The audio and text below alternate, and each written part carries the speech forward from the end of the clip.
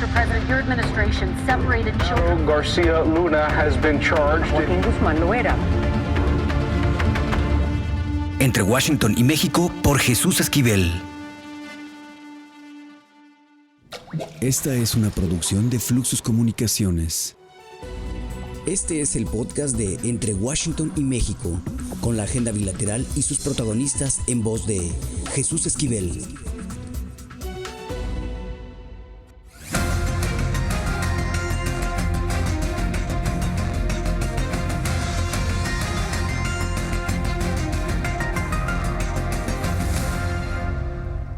¿Qué holes? Bienvenidos a Entre Washington y México. En los últimos días, en el verbo binacional está la palabra mayo. Y estamos hablando de Ismael El Mayo Zambada García, quien hace unos días en la Corte Federal del Distrito Este en Brooklyn, Nueva York, se declaró culpable de los delitos que le imputó el gobierno estadounidense. Y a partir de ese día, muchos políticos, mandos militares y policías en México no han podido dormir. Para hablar de este asunto, y qué gusto que tengamos con nosotros a nuestro jefe, nada menos y nada más que a Chava. Él es el director de este podcast, Salvador Zaragoza, para hablar y cotorrear de este tema, porque da hasta para la chacota, mi querido Chava. ¿Cómo estás, Jesús? Bienvenidos, buenos días, buenas tardes a quienes nos escuchan. Y pues sí, vaya que fue una nota, ¿no? La gran nota, esta cuestión que sucedió con el Mayo Zambada allá en Estados Unidos. Pero Jesús, cuéntanos de viva voz, porque tú estuviste ahí, ¿qué fue lo que pasó? Porque ya sabes, ¿no? Hay medios que retoman y a veces no sabemos exactamente, pero ¿qué fue lo que pasó exactamente ese día? Mira, en primer lugar me parece que hay que resaltar algo muy importante. A Ismael El Mayo Zambada García en esa audiencia ante el juez Brian Cogan ni se le veía preocupado ni enfermo. Tenía un rostro tranquilo, obviamente entró con el uniforme color azul marino, que parece overol, y pues con una camisola color naranja. Pero no entró renqueando como en otras ocasiones, iba resguardado por los alguaciles, y cuando entró a la sala y vio a su abogado Frank Pérez sentado en la mesa frente a los fiscales del lado derecho del juez, saludó a todos, en general a los que estábamos en la sala, dijo buenas tardes. Y había como unos, por lo menos yo conté a 32 agentes de la DEA dentro de la sala, éramos como unos 20 y tantos reporteros, y el resto, pues ya sabes, fiscales y otros funcionarios del Departamento de Justicia. Y bueno, lo interesante de esa audiencia era la declaración de culpabilidad de El Mayo, que ya nos habían adelantado que el capo de capos del cártel de Sinaloa iba a aceptar los delitos que le imputaron en 2 cargos, los concentraron en 2, en el encauzamiento de Nueva York y en uno de Texas. Pero fíjate, resalto el que iba tranquilo porque un día después de esta audiencia hablé por teléfono con su abogado, con Frank Pérez, y una de las cosas que fue lo primero que me dijo por teléfono, Chava, fue, ¿notaste que estaba contento? ¿Notaste que el Mayo estaba muy contento? Y bueno, ya habrá momento, mi querido Salvador, para escribir, si es que se da, lo que tengo ya en planes con esa conversación y otras que vendrán.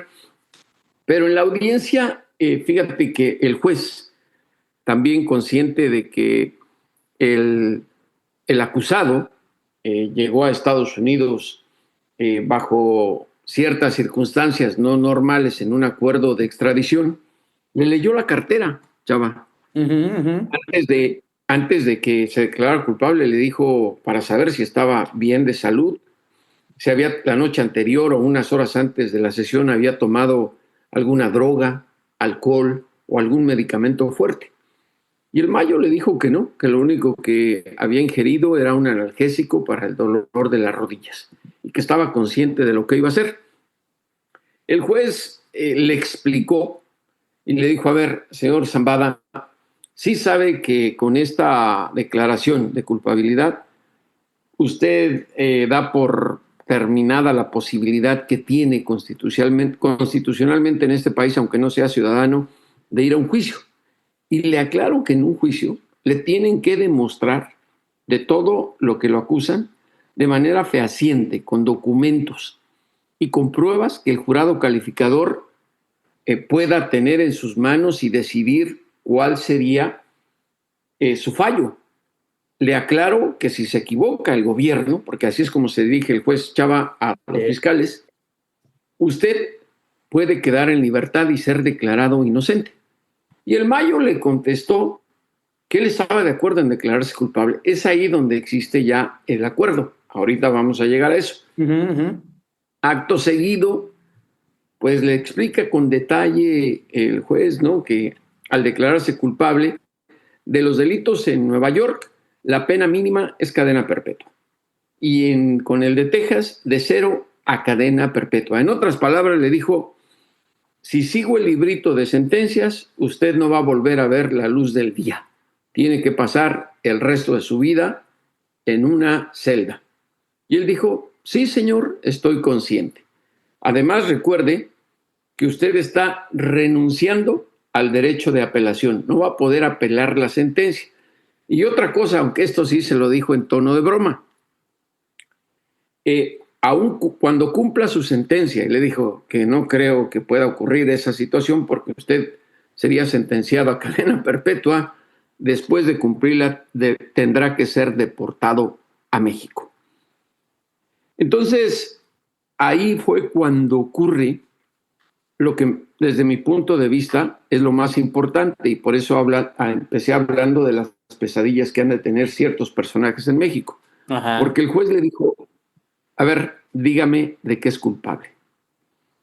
Y el Mayo empezó su narrativa de culpabilidad diciendo que empezó en 1979 en el narco, que fue el año en que sembró por primera vez marihuana. Jesús, una acotación. El Mayo obviamente lo dice en español, ¿verdad? Sí, en español. Okay. Pero ¿sabes qué? Pasó algo, y qué bueno que me lo haces ver. Los fiscales le pasaron su declaratoria de culpabilidad para que la leyera. Ok. O sea, la tenían los fiscales. Y él empezó a leer. Y bueno, dijo que de los años 80 hasta 2024, él estuvo al frente de una red criminal, el Cártel de Sinaloa, junto con otros, que pues pasaban año con año cientos de toneladas de cocaína, ganando cientos de millones de dólares. Y que además él tenía bajo sueldo a pistoleros, así los llamó, a pistoleros, para su seguridad, a quienes también le ordenaba que mataran a personas integrantes de grupos antagónicos para beneficio del Cártel de Sinaloa. Y aclaró: también mataron a otras personas inocentes. Y después habló de que en los años 80 a los 90 del siglo pasado fue esta guerra interna del Cártel de Sinaloa, Chava, que recordarás, entre las distintas fracciones, y dijo ahí que eso había causado muchísimos muertos y muchos muertos inocentes. El reguero de sangre, que fue en la época del sexenio de Felipe Calderón. Luego, ahí fue cuando puso a temblar a mucha gente en México. Dijo: corrompía policías, mandos militares y políticos para que nos pudieran permitir actuar libremente en el tráfico de drogas. Esta última declaración a mí me parece importantísima, Chava, porque detrás de todo esto, que no lo van a hacer público ni los fiscales ni la Corte, pues hay el Departamento de Justicia tiene interés de darle seguimiento a investigaciones en curso que tienen que ver con corrupción en México y con quienes más han estado involucrados en el tráfico de drogas. Porque acuérdate que para la visión estadounidense, tanto es culpable el que mata la vaca como el que le agarra la pata. Claro. Y no echemos de menos el caso del general Salvador Cienfuegos Cepeda. Entonces, luego pidió perdón a la ciudadanía estadounidense y a la mexicana, diciendo que pedía perdón por haber promovido una droga que hizo tanto mal. Al juez Kogan se le había pasado leerle de las reglas de sentencia la multa que el gobierno estadounidense le está imponiendo, que todo esto ha generado mucha polémica y sin fundamento en México, que debería pagar 15,000 millones de dólares por los delitos que cometió y que estos o los paga él o le serán recolectados a través de la confiscación de bienes y otras cosas que tenga, las cuales tendrá que revelar al gobierno federal de Estados Unidos antes del 13 de enero de 2026, que es la fecha de la audiencia de sentencia, Chava. Oye, Así es que ese es el contexto de lo que ocurrió. y Jesús, tú como experto, como pues ahora sí que un periodista que ha seguido, pues, y que ha seguido toda esa cuestión que tiene que ver con el narcotráfico, ¿tú crees que estos 15,000 millones de dólares los tenga el Mayo Zambada? Estén, no sé, pues en un banco, en su casa, o sea, ¿en realidad los tiene? Yo creo que es una cantidad mínima para ellos. Estamos hablando de alguien que operó en el cártel de Sinaloa más de 40 años, Chava, y haciendo cálculos bajo el criterio de Estados Unidos, que asegura que son miles y miles de millones de dólares los que deja el narcotráfico a los grupos criminales de nuestro país, pues es como quitarle un pelo a un gato. El Mayo, como todo un capo estratégico que lo fue durante toda su carrera criminal, no creo que tenga dinero en cuentas bancarias. Es muy conocido en México que este tipo de narcotraficantes, digamos, tienen cajas fuertes que no es necesariamente como la que el auditorio se puede imaginar. Exacto. En cualquier lugar. Lo entierran. Los dólares lo entierran en distintos lugares que solo ellos conocen. Y quienes les hacen esas bóvedas subterráneas, pues están muertos. Los matan después de construir, a los albañiles que construyen esas bóvedas. Y propiedades, pues el lavado de dinero en el narcotráfico es el común denominador. Claro. A ver, a su hijo Jesús Vicente Zambada Niebla, el Vicentillo, que ahora está libre bajo el programa de testigo protegido en Estados Unidos, le impusieron una multa de 890 y tantos millones de dólares. Si no los hubiera pagado, no estaría libre, porque el juez le aclaró al Mayo que si no cumple con las condiciones de la sentencia, cuando se le sentencie, estaría en otro delito que le complicaría más jurídicamente. Entonces, eso por un lado. Y por otro, Chava, que quien confundió o puso todavía más cortinas de humo sobre el caso del Mayo, que se declaró culpable y que en México pues muchos medios empezaron a especular sin razón y sin fundamento, fue Pam Bondi, la Procuradora General de Justicia de los Estados Unidos, porque pues casi 4 horas después de que comenzara la audiencia del Mayo, que duró 45 minutos, dio una conferencia de prensa en la que en resumen dijo que el Mayo no iba a salir de la cárcel vivo, asumiendo que el propio Mayo aceptó que lo encierren de por vida en una mazmorra, y además le dio el éxito o dijo que eso era un éxito al gobierno de Donald Trump.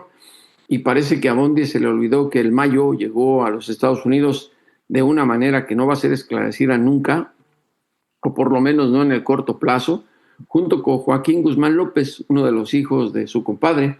Joaquín El Chapo Guzmán lo era, no venían detenidos, llegaron en un avión privado. Y otra cosa, que está bajo un acuerdo. Los detalles de ese acuerdo los vamos a conocer hasta el 13 de enero, chaval.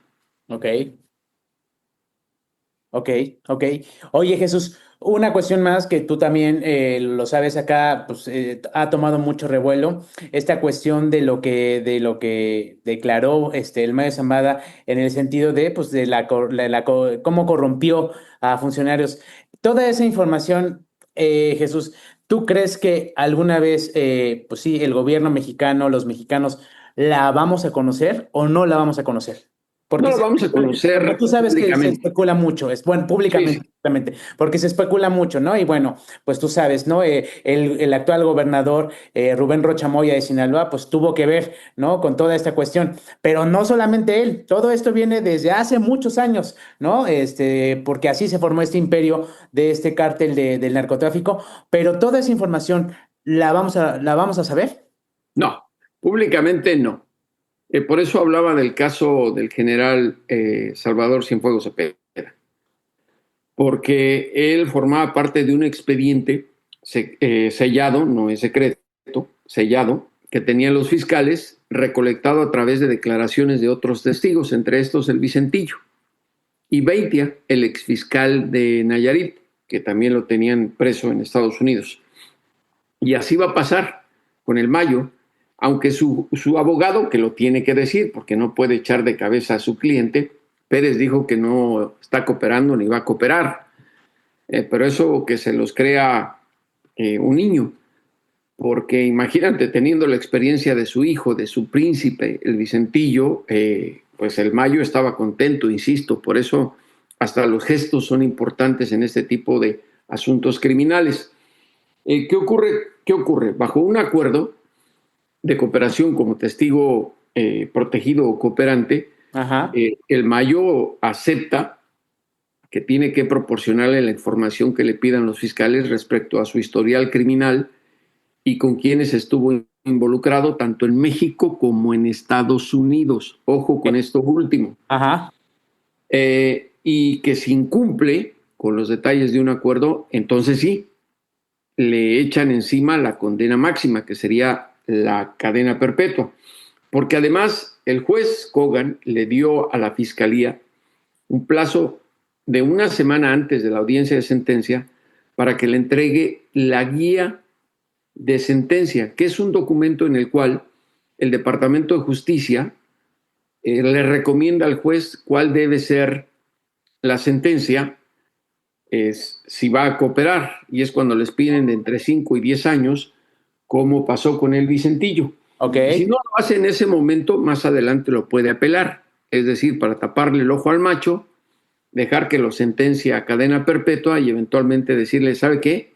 Desde prisión nos dijo que va a cooperar y entonces sí, modifíquele por favor la sentencia, señor juez.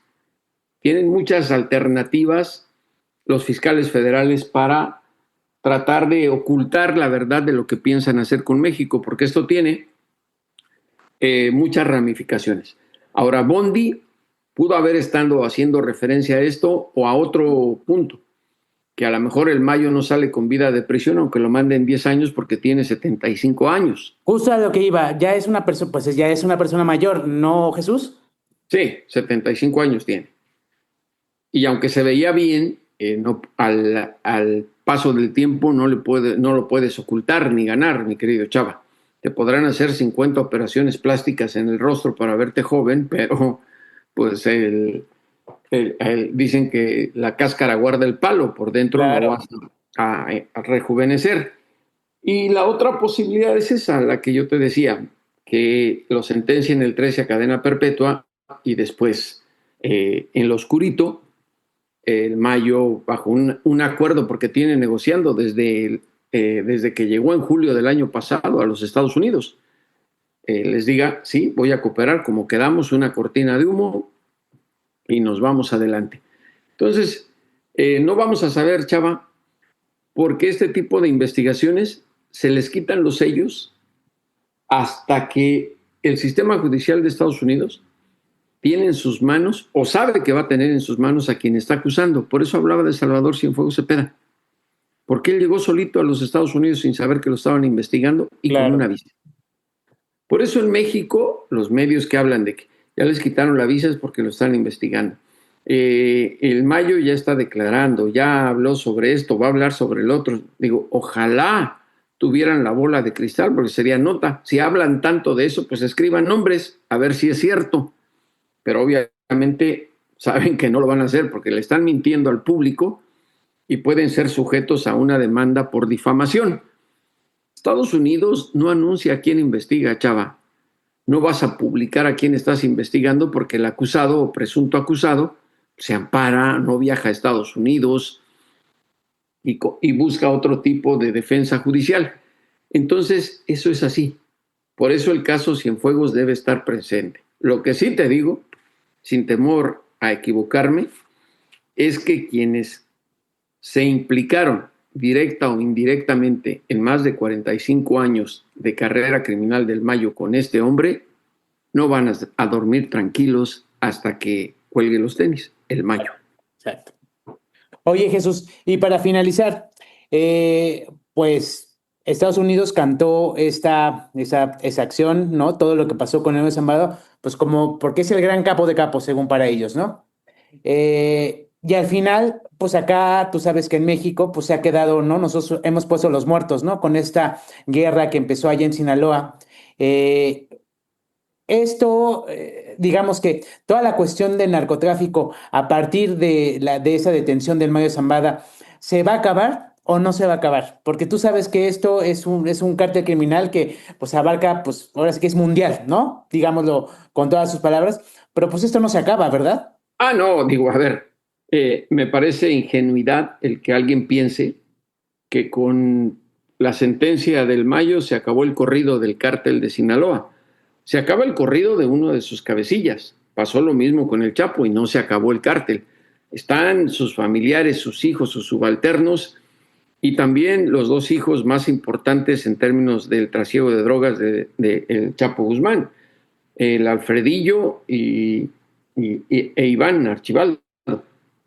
Entonces, el rey ha muerto, viva el rey. A ver, el problema del narcotráfico se aminoraría si en Estados Unidos baja la demanda y consumo de drogas, que es lo que no aborda el gobierno de Donald Trump, porque para ellos es más fácil hacerse víctimas que aceptar su responsabilidad en este crimen organizado transnacional. Y hay otro detalle, porque siempre miramos hacia México y me parece que incluso algunos medios hasta gozan de poner a nuestro país en el banquillo de los acusados. Y yo lo que les puedo decir al respecto, porque lo tengo corroborado, es que también las declaraciones como testigos protegidos de varios narcotraficantes mexicanos en Estados Unidos han servido para que el Departamento de Justicia meta a la cárcel a gringos ligados a los cárteles mexicanos, pero con la notoriedad de que no se dan un balazo en el pie. Sí lo tienen que dar a conocer, comunicados por ahí, que no le llaman el cártel gringo fulano de tal, el cártel gringo fulano de tal, sino que ponen en plural la palabra cárteles, pero que hay nombres sajones entre los detenidos. Y estos son capturados gracias a las declaraciones de los capos mexicanos.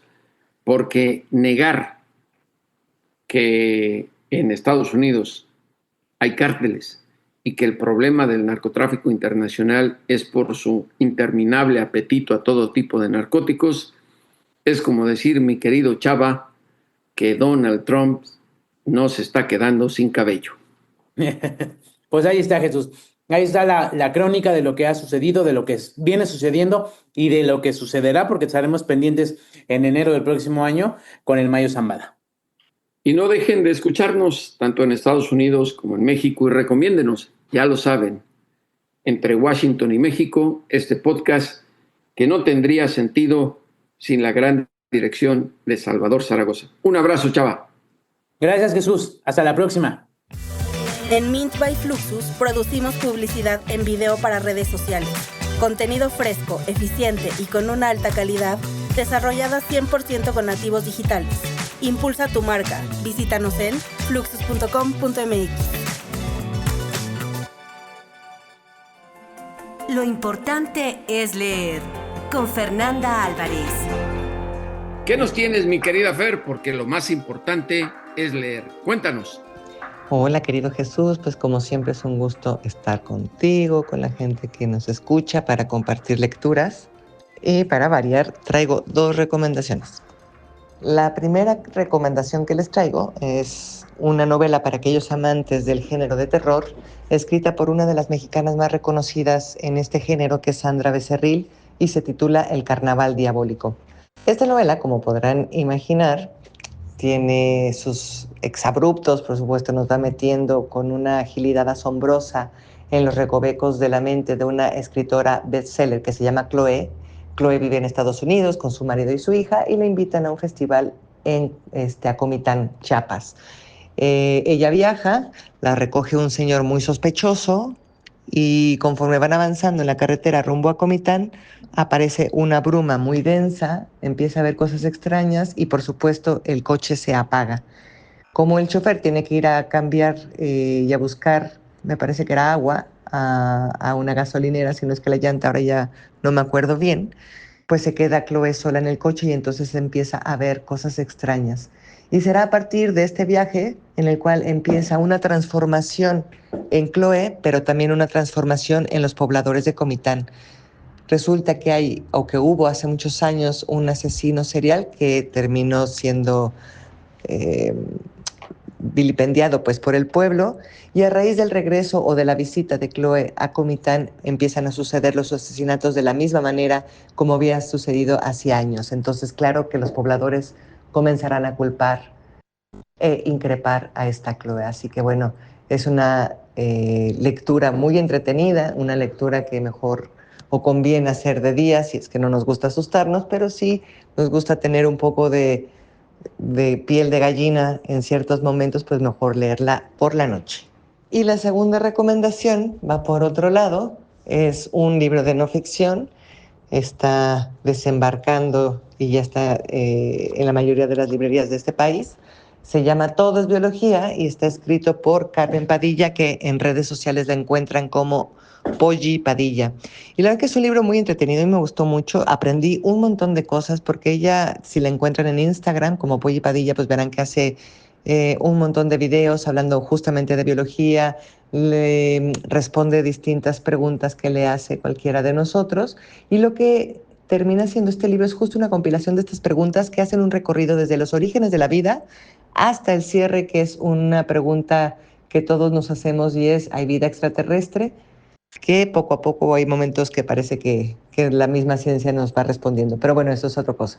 Aquí con el libro de Polly, además de ser súper informativo, tiene una bibliografía muy extensa, pero la manera en la que ella escribe es muy cercana a cada uno de nosotros. O sea, podemos leerla sin problemas, tiene mucho de cultura pop también, ¿no? Entonces habla de películas, habla de series televisivas, habla de caricaturas, por ejemplo, Bob Esponja aparece en varios capítulos, ¿no? Porque hace pues un recorrido por todos los reinos que hay, ¿no? Entonces, por supuesto, está el reino animal, pero también está el reino de los hongos, que son increíbles, ¿no? Entonces, la pluralidad de vida que hay en el mundo es increíble. Por supuesto, las plantas, los procariontes, que yo descubrí que eran los procariontes, porque podrán imaginar que yo no tenía ni idea. Y además es muy bonito porque está con unas ilustraciones, está salpicado con ilustraciones que la propia Polly hace a lo largo del libro. Entonces es un libro que recomiendo para los amantes de la biología, para aquellos como yo que quieren aprender un poco más de la biología y pues para que se pueda compartir en familia, ¿no? Porque sí creo que en ese sentido, y cuando nos preguntamos acerca de la vida, pues siempre se convierte en un libro familiar. Así que mi querido Jesús, pues muchas gracias, espero que disfruten estas lecturas y pues ya saben, si hay reclamos también son bienvenidos, pero sobre todo si les gustaron, pues feliz de saber que vamos de pronto en el mismo camino.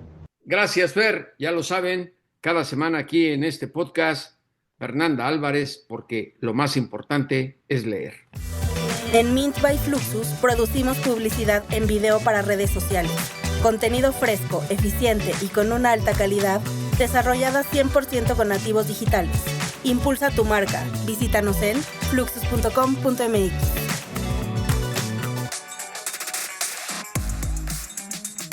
Y bueno, ahora llegó con un collar en el cuello porque lo andan paseando por un parque. Jorge Sánchez y deporteando con mi George. Qué raro, que andes con collar. ¿Qué pasa, Jesús Esquivel? No, paseando a los hijos, a los perrijos aquí en el parquecito. Oye, pero estamos muy contentos, sobre todo con la gran noticia que recibimos. Había demasiadas especulaciones en torno al regreso de Sergio Checo Pérez a la Fórmula 1. Y bueno, pues nos dieron la gran noticia de que con Cadillac estará de regreso en la máxima categoría. Obviamente es un boom para el automovilismo en México. obvio, el Gran Premio Fórmula 1 de nuestro país respira y también me imagino que la marca apuesta por la veteranía, por la capacidad, por la calidad, pero sobre todo por el gran mercado de Checo Pérez, igual que la selección mexicana de fútbol, ¿no? No solamente es lo que puedan vender en México, en los Estados Unidos y hasta en Europa, Jesús, con tanto mexicano regado por todos lados. La diferencia entre Checo Pérez y la selección es que por lo menos Checo sí da satisfacciones, pero la selección de México no sirve ni para maldita la cosa. Esa es la gran incógnita, ¿no? Obviamente Checo cayó en Red Bull en su mejor etapa. Vamos a ver con esta nueva escudería qué tal el auto, ¿no? ¿Por qué? Porque evidentemente Sergio Pérez nos bien acostumbró a tener grandes resultados. Obviamente nos llevamos algunas decepciones, como aquel Gran Premio Fórmula 1 en México, donde en la primera vuelta quedó fuera, pero nadie es perfecto, Jorge. Siempre estaba la expectativa de que Sergio Pérez en un Red Bull podría quedar entre los primeros 3 lugares. Sí. Hoy me imagino que en el arranque de la escudería, pues es una verdadera incógnita, ¿no? Platicando con los grandes expertos de automovilismo que tenemos en México, como don Marco Tolama, nos decía eso. Bueno, pues ya están los pilotos, ahora vamos a ver el auto o los autos. Sí, un Cadillac, hay que ver qué tan bien puede competir con los otros que son emblema ya de la Fórmula 1. Por eso me parecía extraña la analogía que hiciste. O sea, en el caso de Checo Pérez, es la excepción, ¿no? Que ha demostrado en su carrera que sufra derrotas y es natural. Pero en el caso de la porquería de selección de México, digo, nos sorprendería que sacara un buen resultado. No. Bueno, hay que recordar que en la próxima edición de la Copa del Mundo seremos anfitriones o coanfitriones junto con Estados Unidos y Canadá, y obviamente la expectativa para el equipo de Javier Aguirre sería que por lo menos emulara lo que se hizo en el 86 de la mano de Bora Milutinovic, cuando sí se consiguió el 5º partido. Pero, que en este caso, ya con 48 selecciones, tendría que ser el 6º encuentro para México. Pero en ese caso, el Vasco era jugador y teníamos a Bora Milutinovic, y ahora tenemos puros jugadores que piensan que son buenos y para lo único que sirven es para hacer comerciales. Y si no, pregúntale cómo se llamaba esta porquería de portero que tuvimos tanto tiempo y que todavía lo llaman a la selección. Uno que jugaba en esa cosa que nunca ha ganado un campeonato y todos los compra. Qué bárbaro. Oye, pues Francisco Guillermo Ochoa sigue batallando para conseguir equipo. Hoy no tiene club. Él quiere participar en su 6ª Copa del Mundo, para lo cual a mí no se me hace que sea algo para presumir tener un futbolista que juegue 6 mundiales, pero Memo Ochoa no quita el dedo del renglón. Hay quien me asegura que Javier Aguirre sí lo quiere para ese mundial, para llevarlo como rompas en caso de emergencia, ya que Luis Ángel Malagón, el arquero del América, pues ha tenido sus altibajos. Hoy está otra vez retomando ese gran nivel, hizo una tajada en partidos anteriores ahí con el conjunto americanista impresionantes contra el Atlas, pero pues no sería mala idea para Javier Aguirre llevar a Memo Ochoa como un tercer portero, si tú lo quieres, como en su momento llevaron a Jorge Campos, recordarás, ¿no? Sí, pero el coquero de Acapulco, ese sí era calidad, y no este hombre. Hay que recordarle que le atascó 5-0 Chile al Vasco, para que a ver si así desiste de la idea de seguir promocionando a alguien que no ha servido para nada. No, recuerda aquel partido del Mundial de Brasil, precisamente contra los anfitriones, y el remate de Neymar y el atajadón que hace Francisco Guillermo Ochoa. Creo que Memo Ochoa en las últimas ediciones de Copa del Mundo. No ¿Quién ganó ese partido? ¿Lo empataron? Pero eso, ¿y qué? México contra el anfitrión, contra Brasil. Oye, no, pero yo creo, Jesús, que sí, Javier Aguirre va a hacer todo lo posible porque Memo Ochoa esté en condiciones, y si Memo Ochoa logra conseguir equipo, no dudes ni tantito que sí lo puedan llevar a su 6ª Copa del Mundo. Bueno, mejor vamos a dejar que Jorge siga paseando a sus perrijos en el parque, y te recomiendo, consíguete un auto en lugar de un balón.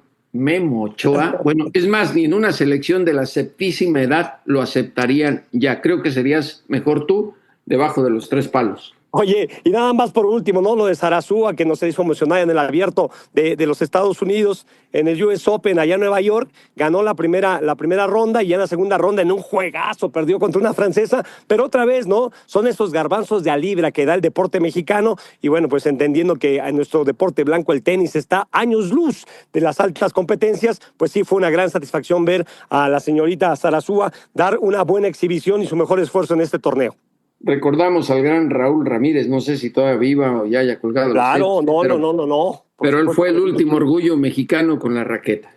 Ah, también me acuerdo, yo soy más chavo que tú, yo me acuerdo de Leonardo Lavalle, de la Araña Herrera. No ganaron nada. Ganando la pena. Copa Davis a Alemania de Boris Becker en el club alemán. Eso no cuenta. Lo que cuenta son los abiertos. Sí, no. De primera raqueta sí creo que Raúl Ramírez, que hay que recordar que pues fue mejor en dobles, ¿no? Sí, y él sí ganó. Él sí ganó varios abiertos importantes. Pues sí. Venga, señores, les mando un abrazo, muchas gracias. Deporteando con mi George, aquí en Entre Washington y México. Pucha Play con Gonzalo Lira.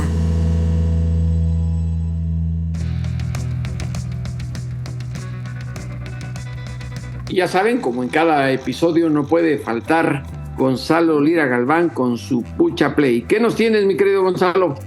Jesús, ¿cómo estás? Yo muy contento de saludarte y con una recomendación de esas que me gustan, de esas películas que te ponen a pensar, pero que también te ponen a discutir y te ponen a imaginar qué harías tú en lugar de los personajes. Se trata de la película Armand, que estuvo nominada al Premio de la Academia 2025 como Mejor Película Internacional y que básicamente lo que nos cuenta es dos personajes, o más bien tres personajes que se deben de enfrentar con unos mediadores por ahí. La madre de un niño es mandada a llamar por la directora de la escuela. ¿Qué ocurre? Pues que los padres de otro niño están acusando a su hijo de haber abusado del pequeño. Pero cuando digo pequeños, son pequeños muy pequeños, son niños de 5 o 6 años.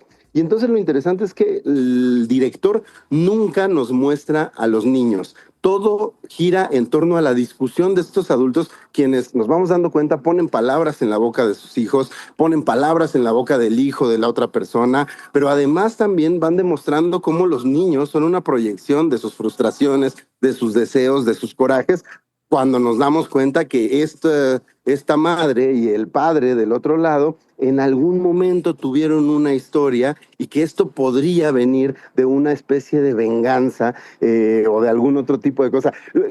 Platiqué con el director de esta película, que además para quienes les gusta el cine, es nieto de Ingmar Bergman, uno de los grandes directores de cine de todos los tiempos, y de Liv Ullmann, una de las grandes actrices también. Y esto fue lo que me contó sobre por qué tomar la decisión de meternos en este dilema sin mostrar a los niños y de alguna forma utilizar la imaginación tanto de los padres de estos niños como de la audiencia para solucionar el problema que nos pone de frente. A ver, vamos a escuchar a este nieto de una gran celebridad. Me hace muy feliz la decisión de no mostrar a los niños. Yo quería que la película también suceda en la mente del público.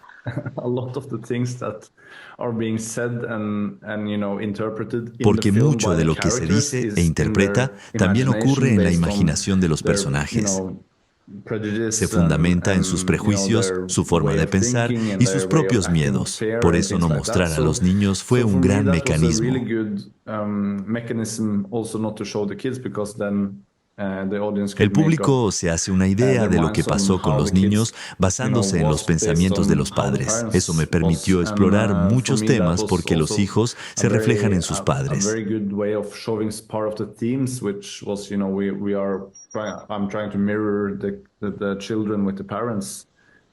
Es algo que pasa. Yo trabajé en una escuela primaria por 3 años y veíamos cómo los hijos reflejan a sus padres.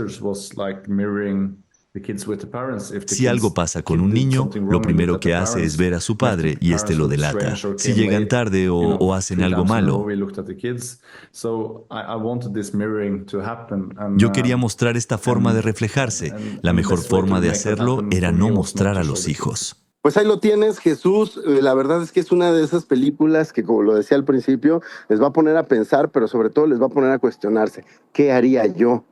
¿Cómo permitiría yo, hasta dónde permitiría yo que llegara a esta situación si estuviera involucrada mi vida en ella y sobre todo la vida de un ser querido? Échenle un ojo a Armand, es un gran drama y sobre todo es una gran oportunidad de reflexionar sobre esas cosas que pues esperemos nunca nos pasen en la vida. Fíjate que me habían hablado de ella, pero no he tenido el tiempo de verla. Ahora que me lo estás mencionando, lo voy a anotar en mi lista de pendientes. Va, échale un ojo. En México la pueden encontrar todavía en los cines y en Estados Unidos, si nos escuchan por allá, tengo entendido que ya está disponible para la venta y la renta en algunas plataformas de streaming. Ya lo saben, cada semana aquí en Entre Washington y México, Gonzalo Lira Galván con Pucha Play. Un abrazo, Gonzalo. Abrazo. Y ahora sí, a los criminales y a los políticos, por favor, devuélvanos al México que nos arrebataron. Hasta la próxima, aquí en Entre Washington y México, el podcast. Esto fue Entre Washington y México. Una revisión semanal por la agenda bilateral y sus protagonistas.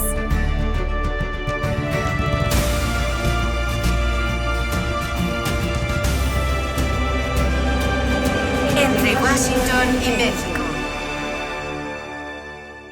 Esta es una producción de Fluxus Comunicaciones.